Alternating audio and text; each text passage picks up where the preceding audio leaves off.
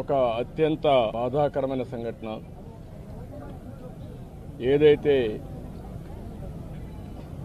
పహల్గామ్లో జరిగినటువంటి టెర్రరిస్ట్ కాల్పులు భారతదేశం మొత్తం షాక్కు గురి చేసింది. ప్రపంచాన్ని కదిలించే పరిస్థితి తీసుకొచ్చింది. అతి దారుణంగా విహారయాత్రకు పోయినటువంటి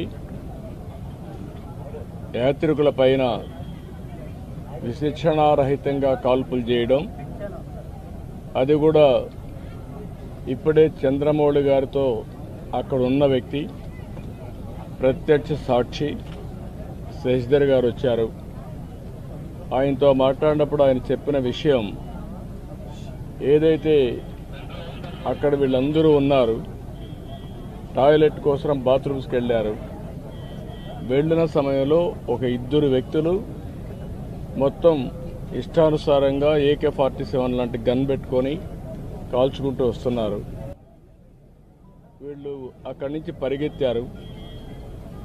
మిగిలిన ఫ్యామిలీ మెంబర్స్ ఎవరైతే మగవాళ్ళు ఉన్నారో కొంచెం ముందు పోగలిగారు. ఈయన కూడా వెళ్ళాడు కానీ కొంచెం వెనకబడ్డాడు. దాంతో ఈయన్ని ఆయన కళ్ళ ముందరనే కాల్చి చంపేసే పరిస్థితికి వచ్చారు. కళ్ళ ఎదుటిగా చూసిన ప్రత్యక్ష సాక్షి శశిధర్ గారు.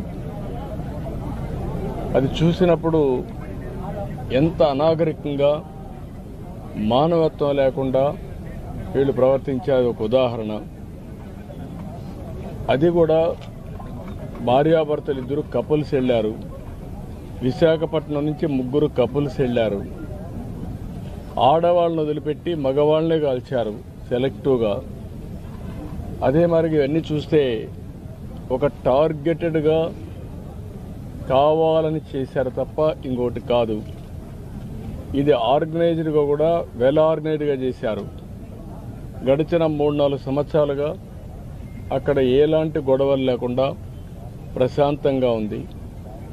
మళ్ళీ అక్కడ అభివృద్ధి జరుగుతూ ఉంది. అదే మరి అక్కడ ఉపాధి కానీ పెద్ద ఎత్తున అనేక కార్యక్రమాలకు నాంది పలికే పరిస్థితి వచ్చింది. కాశ్మీర్ అంటే భారతదేశంలో ప్రతి ఒక్కరికి కూడా ఒక అనుసంధానం ఉంది. ఇది ఒక సుందరమైన ప్రాంతం, మన దేశంలో అత్యంత ముఖ్యమైన ప్రాంతం అనే అభిప్రాయం అందరిలో ఉంది. అలాంటి దగ్గర ఇటీవల ఎలక్షన్ చేయడం, ప్రజాస్వామ్యాన్ని కూడా పునరుద్ధరించడం